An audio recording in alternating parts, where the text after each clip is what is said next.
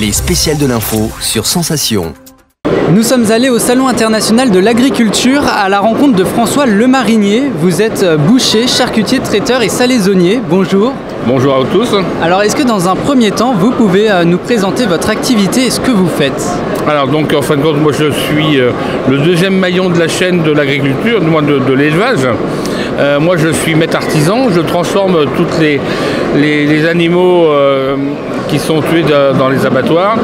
Et j'ai un petit peu aussi l'honneur d'être plus normand, comme pour les saucissons secs sans peau, c'est du 100% normand, où j'ai le privilège un petit peu d'avoir l'élevage de porc qui est à 8 km de l'abattoir de 40 ans dans la Manche, où on a un transport très court. Et ça nous permet d'être du bien-être à l'animal. Donc justement, vous avez évoqué les circuits courts. Pour vous, c'est important de les faire aujourd'hui, de les favoriser? Bien sûr, on se doit, à l'heure d'aujourd'hui, de pas, puisqu'on est aussi dans une démarche économique et énergétique. Ça veut bien dire que moins de kilomètres, moins de dépenses carbone. Et je pense qu'il faut y réfléchir grandement. Aujourd'hui, consommer local, ça a un coût.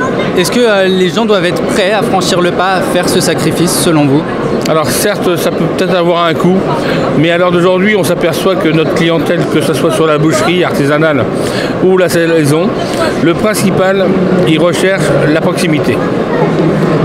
Et d'ailleurs, j'essaye aussi que pour ma salaison surtout, où on en distribue dans toute la Normandie,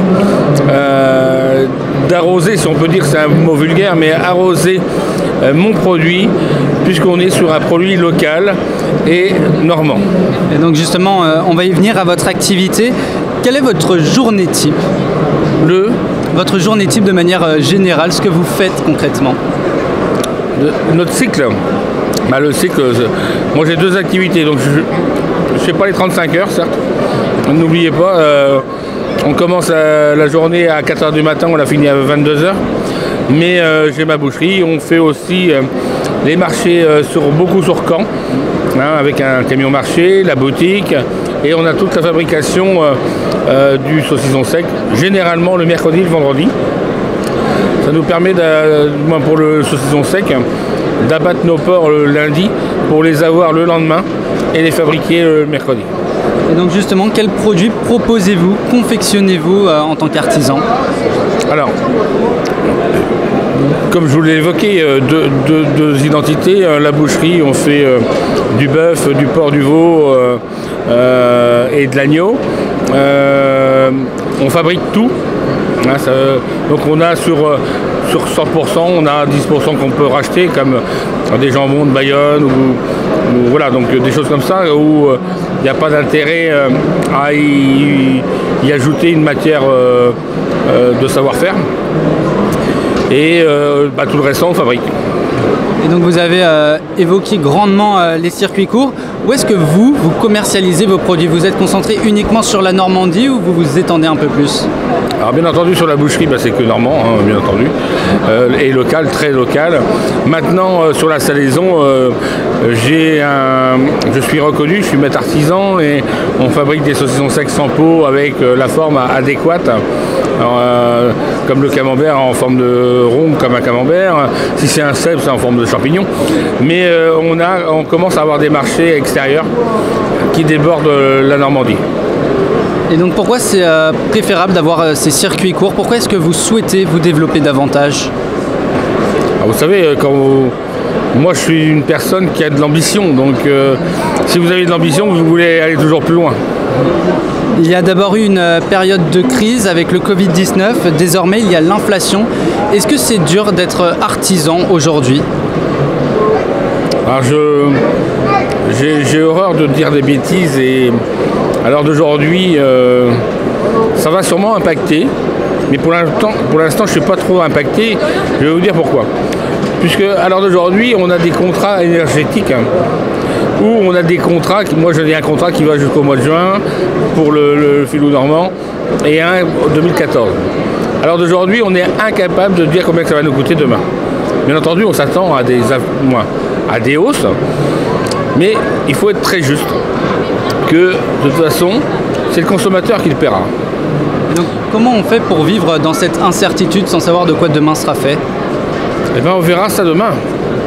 Demain, malheureusement, mon saucisson sec que je vends 6,90 €, si on est dans l'obligation de le vendre 7,10 €, ça sera dommage, mais ça sera une vérité. Mais vous n'avez pas peur? Peur de quoi? Peur que tout s'écoule. Je peux penser qu'on est dans des transitions de mois ou d'années, je ne saurais vous dire. Ça voudra dire que, bien entendu, tout va se passer comme dans le temps que c'est pu se faire. Au lieu que le SMIC soit à X, il va être un peu plus. Et on va retrouver sûrement un équilibre de pouvoir d'achat. Aujourd'hui, 55% des Français souhaitent consommer local. Est-ce que vous ressentez cette envie ou pas du tout? Tout à fait, oui, ça c'est clair. Ah oui, là je viens de gagner aussi, je suis champion du monde de la tripe à la mode de Caen.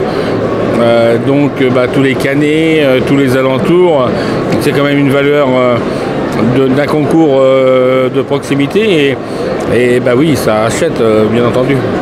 Justement, champion du monde, vous avez reçu, j'imagine, une médaille. Qu'est-ce qu'elle vous apporte, cette médaille? Qu'est-ce que ce titre vous apporte? Est-ce que ça vous donne plus de visibilité, peut-être plus de notoriété? Alors oui, et puis ça consacre un petit peu mes efforts sur le concours de la meilleure tripe de Caen, puisque moi j'ai été 18 années consécutives deuxième. Et enfin, j'ai la tripière d'or. Ça veut dire que même les Jura m'appelaient le poulet d'or de la tripe. Donc voilà. Mais ceci étant, c'est un beau produit. On a un beau produit. On n'a pas fait grand-chose pour gagner de plus. Sauf qu'une petite maîtrise peut-être d'un petit point, mais ça reste pas grand-chose. Mais ça s'apprend avec le temps finalement, c'est le temps qui a fait que vous en êtes là aujourd'hui. Bien sûr. On ne peut pas être professionnel sûrement comme moi, je pense, à moins que je sois mauvais, mais c'est possible. Mais on ne peut pas apprendre un métier, ça s'apprend dans le temps. La maîtrise du temps. Et justement, qu'est-ce qui vous a attiré dans ce métier? Qu'est-ce qui vous a donné envie de devenir boucher, charcutier? Alors ça c'est le hasard, ça. Le boucher charcutier, c'est un jour ma mère a amené, comme le voisin était boucher, moi c'était lui le propriétaire de la boucherie, et elle me dit ma mère, est-ce que François ne voudrait pas faire boucher? Je lui dis pourquoi pas. Puis donc je suis parti depuis l'âge de 14 ans et demi. En tant que pré-apprenti, ouvrier, reprise de l'entreprise de la boucherie. Et puis en 2002, et puis à l'heure d'aujourd'hui, je pense aussi à faire la cessation de la boucherie, mais en douceur, parce que j'ai mis à l'honneur un de mes ouvriers qui a fait le même parcours que moi, que j'ai eu comme apprenti. Et à l'heure d'aujourd'hui, depuis 2021, je lui ai donné 30% de mes parts sur la société pour qu'il puisse, à mes 60 ans, payer ce qu'il faut pour que je parte un petit peu, mais je serai toujours là à ses côtés. Et donc vous avez fait du saucisson sans peau, votre spécialité. Est-ce que vous pouvez nous expliquer quelles sont les techniques pour faire du saucisson sans peau au niveau de la conservation notamment? Alors oui, la conservation c'est quoi? C'est d'avoir déjà une bonne matière première à la base, être clean dans notre savoir-faire. Les séchoirs, avoir des séchoirs mécaniques. Alors d'aujourd'hui, aucun saucisson autre que la mécanisation, puisque à l'heure d'aujourd'hui, moi j'ai un numéro CE. Donc mon numéro CE fait que j'ai le droit de revendre à n'importe quelle entreprise revendeuse sur la France et l'Europe. Et donc vous avez d'autres projets pour la suite, peut-être d'autres techniques à faire valoir?